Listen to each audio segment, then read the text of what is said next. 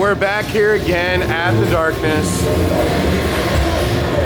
and we're just piling up props all over the place. And it's me again, back for another daily vlog, even though I haven't uploaded one in a couple days. I did film a bunch, I just didn't upload them. It's been a busy handful of days. And I want to show you real quick some of the props that we got in just recently. And look at this one. So our Cthulhu room, we got this big, giant tentacle. And this thing is big. Now you're going to notice that it has a rope on the end. So this could be hung from the ceiling. Now, we don't have them all yet. They're coming in. You can see some mermaids in here. And you can see, I guess there's 2 more tentacles in there, so we're gonna try to hang them. And then we've got these mermaids.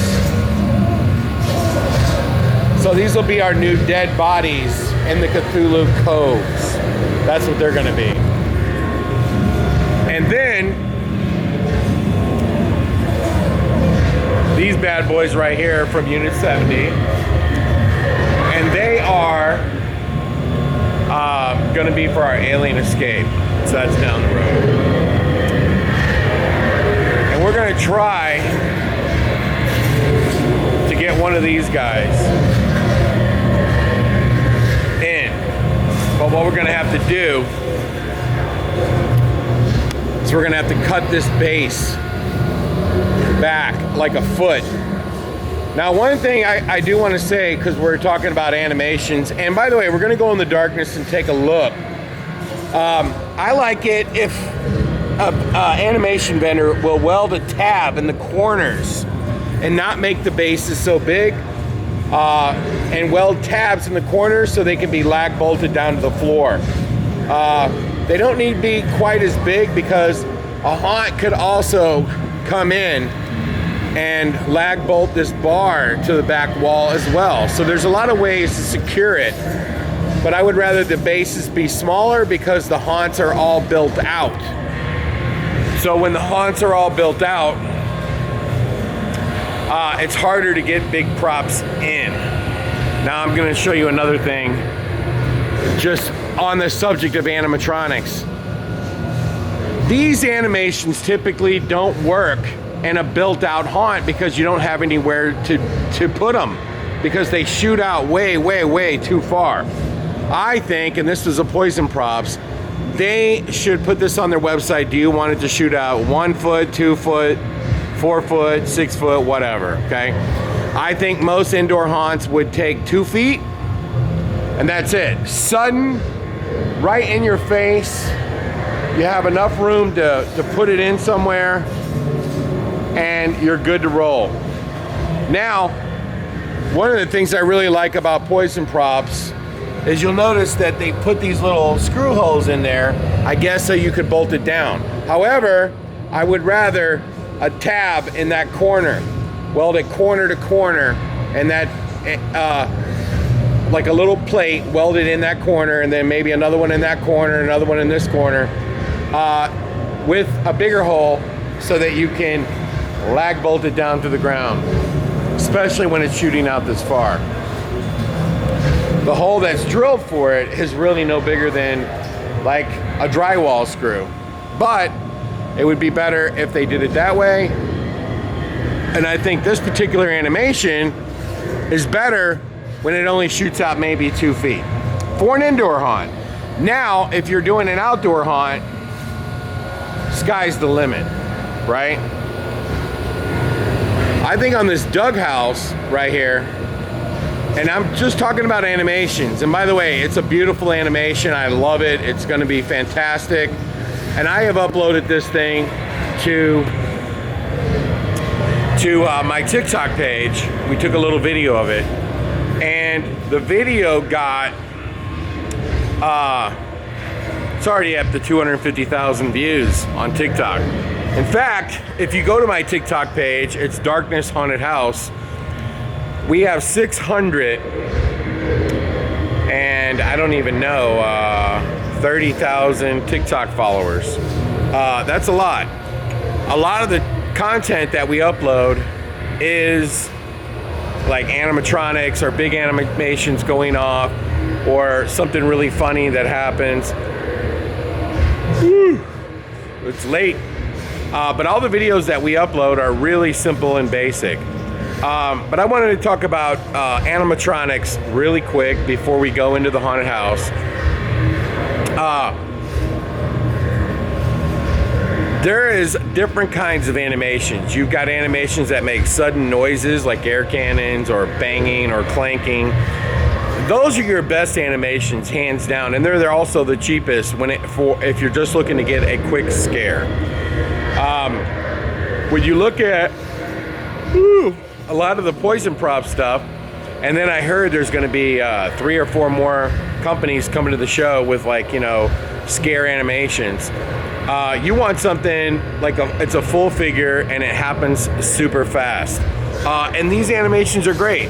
Now I just showed you something that I'm not particularly fond of with that type of scissor mechanism, and Scare Factory has them. A lot of people have them. I would rather them be no more than 2 feet. Now you see this bed right here? This is another great animation from Poison Props.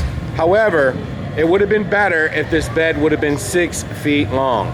What a lot of animation companies they need to talk to the indoor haunts, and that's a whole lot different than the outdoor haunts where you have plenty of room. But this would have been the same animation, cut off 2 more feet. It would have made it easier to get it into the haunted house. As it stands, we'll have to take it completely apart. And the other thing is, depending on how big your room is, this is 8 feet. You would like for people to, like, say, come into the room, go this way, and go around it, and again, okay? And then you'll have props on this side. So the shorter this animation is, again, 6 feet, would have been much, much better. And so I am not complaining about the animatronics. What I am saying and trying to say to anybody who wants to build animatronics, that it's not necessarily a bad thing if you talk to the customers and find out, hey, what could we change? What could we do different? What are you looking for? I think the people who have the best ideas for animatronics are the haunted house owners themselves. Now, I want to mention there's a Darkness Haunted House tour, and you can get your tickets at darkness.fearticket.com. And for anyone who's watching this video, you're probably wondering, oh, wait a minute, that's time-sensitive information. Yes, because the Transworld show in 2024 happens to be March the 7th, 8th, 9th, and 10th. And you can get more information on that show, and it typically happens every March, in case you're watching this video way after March. It typically happens in St. Louis in the beginning of March, and you can come see the show. It's haashow.com. Now, the Darkness typically opens for this show, not always, but you'll have to check our ticketing page, which is darkness.fearticket.com. We're going to have 3 tours this year, a behind-the-scenes tour of the Darkness, where you get to go through and take your cameras and videos. As of the recording of this video, it is about 60% sold out. And that tour is Thursday night from 6 to 9 and includes a seminar. No, it's 7 to 9. And it includes a seminar with the Grim Life Collective. That's my understanding that they're coming. So it's a seminar, plus you get to go through the haunted house and with no fog, and you just get to take pictures and video. You can bring camera lights. And then it ends up in our gift store, our horror gift store. We'll answer any questions. Then on Friday night, we're going to go to the Lamp. And on Saturday night, it's going to be the Darkness with live actors for the first time since 2019. Now, back to the topic of animatronics. One of the things that I suggest all haunts do is get these big animations, like, let me show you. You see that big Krampus right there? Okay, he went viral. I brought him, I was the one who brought that to the show. Unit 70 really doesn't go to Transworld. And if you want to know where that came from, it's unit70.com. It moves side to side, the kid kicks and screams, and which is exactly where the idea came from for the Pennywise version, which is basically the same thing, except for it's like a clown version. And then you'll see like a werewolf behind it. That's a static one, and we happen to have the animated one in the darkness. And then behind that is a big gigantic Slayer. That is an animation. And we are gonna have animations for sale. We're gonna get a list together next week. We're gonna post it. So if you come with a semi truck or a box truck or whatever, we're gonna have a ton of animations for sale. We're gonna make a video on that and upload it right here to this channel of all the animations and props that we have for sale. And it's gonna be a lot of them, and it's gonna be a lot of brand new ones. Now, back to the topic of animatronics. I strongly suggest that you get some of those big animations. And really the only two companies that I know of that sell them is Unit 70 and Scare Factory. Now there is another company, and there's a couple other people that might sell some big animations. Distortions has some big ones as well. These animatronics do not scare anyone. No one is claiming they do. However, what they are great for is a wow factor. Okay, it really makes your haunted house look like it's over the top, it's bigger than life. And you should absolutely get a handful of these things because they are absolutely amazing to have. When we did our Krampus event, we had the Krampus animation out front, and so we had it going off all the time. People were constantly videotaping it. An air cannon, no one's going to make a video of it. Some of these other animations that just kind of squirm around, you can make videos of those. Those are nice little animations, but they don't compare to these big ones that move around. In terms of like trying to get views on your Instagram, your Facebook, or whenever you're making promo videos of your haunted house, these animations are really valuable. And when you come to the darkness, and this is just a little tip, the darkness, when famous YouTubers come through haunted houses, the videos that they make typically of the darkness do better than any other haunt that they visit, including my buddy over there at Scare Factor, who didn't even rank the darkness in his top 50 haunts, but the most viewed video on his entire system for Scare Factor is his video of the darkness haunted house. Now go figure. It's actually double the views of any other video on his whole entire YouTube channel. Tampa J came through. The video of the darkness did better than any video of any haunt that he had ever filmed. But why is this? Okay, and I'm telling you that when you go to Facebook and you look up Facebook groups, there's so many people that want to join groups geared to Home Depot animations, Spirits animations, Menards. Everybody's infatuated with these things, especially around Halloween time. So they pay dividends if you have them.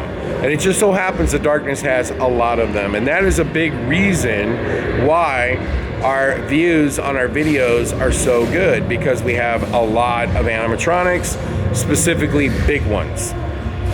Okay, they just play well on social media, YouTube, or anywhere else. So I do suggest that if you don't have any of these big animations, you should try to get some. And again, the three companies that I know that have them is Distortions, Scare Factory, and Unit 70. And there might be a couple other companies that sell them here and there, but I do strongly suggest you get them. Now, I will tell you that we have loaded up on air cannons. We have loaded up on animations that jump out and scare people. Since COVID, we have struggled to get actors like many haunted houses, and this is why a lot of haunted house owners are buying a lot of animations. But when you buy animations, you really need to think about a mixture of animations. And you might want to tell the animation company ahead of time, hey, which I didn't do, that bed over there, hey, could you make it 6 feet? Can you build it? Because they build them to order, okay? Can we build it with 6 feet? The nun that shoots out, can you make it 2 feet, not 6 feet or 4 feet? I don't have the room. The platform that it sits on, can you make it a little smaller? Can you add tabs? They will do all this stuff for you. Now, on these big animations, it's nice if they come apart, like, you know, in 2 pieces.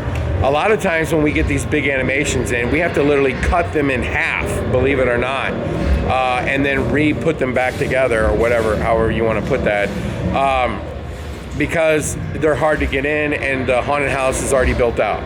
But when we're building over at Creepy World, it's very easy to get them in. So there's just different kinds of haunts out there, vendors.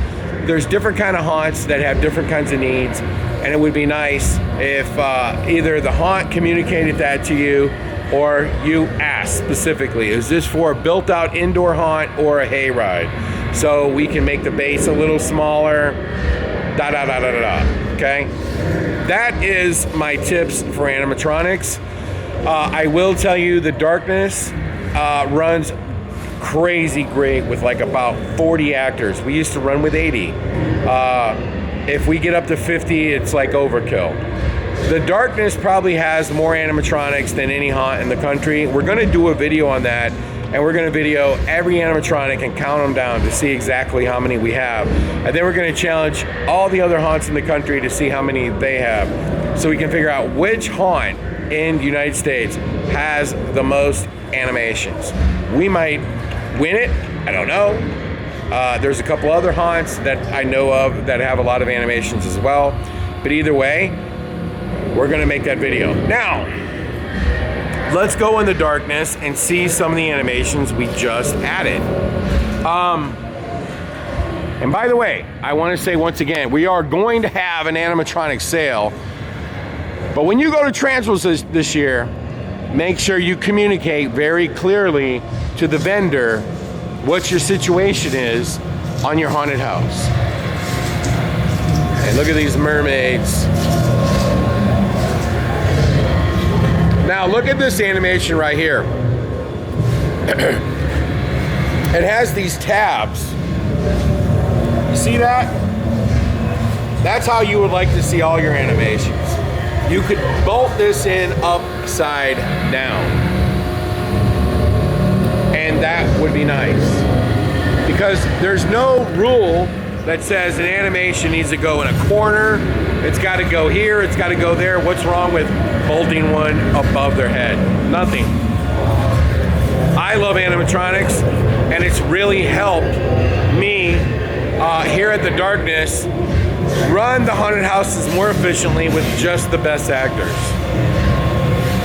The other thing that we really did to the Darkness was, hey, there's Nicholas. You guys gotta help Larry rid himself of his animation addiction. Yeah, we're gonna make a list and we're gonna post it. So keep following the channel. Well, I'm coming in 1 second. But I wanted to say that one of the other things that we did at the Darkness to reduce actor dependency was when COVID hit, we went ahead and started cutting more holes out of walls so that we could build new scare boxes. That's what we've always called them. Whenever we design haunts for amusement parks, we've always designed everything around scare boxes where the customer could get back to that scare box 3 to 4 times minimum. In the Darkness, it's a little harder to do that, especially on the first floor, because it's got a ramp and a deck and a lower section. So you have to kind of do what you got to do to get through the haunt. With that being said, we went a little nuts trying to make it more like where if you put an actor here, he could also work the other side. We've always had that in the Darkness since day one, but because of COVID, we spent a lot of time adding more of them. We also added a lot of sound scares for the actors. So they press a button, a sound, a light triggers. That worked as well to really give the actors more tools and to really stay busy. One of the favorite things actors like to do is roam. When you have 40 actors, you don't have roamers. come on. The only roamers you have are the ones that are outside. So whenever you make the scare boxes where it can touch like 2 or 3, maybe even 4 sections of your haunt that kind of are roaming. They're not in the same spot doing the same thing. They can do something here, turn around, and get somebody on the other side. Now, one more time, get your tickets to the Darkness Haunt Tour. We're gonna go in the darkness. We're gonna see some of the new scenes. We're starting to put in some props. We open for an event here in St. Louis as of this recording next Saturday. It's probably gonna take us all week to get this thing ready. And that's what we plan on doing. Now, one other thing that I would say about animatronics is you have to invest in screw drives. And you also need to invest in air tanks.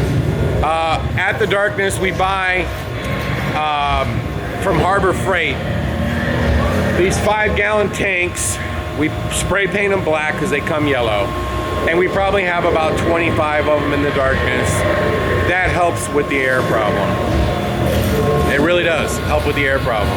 So we have 3 screw drives and 2 belt drives. And we're looking into replacing the 2 belts with 2 more screws because we just have that many animations. So it's gonna get noisy, but we're gonna go in the haunted house. Are you ready? Here we go.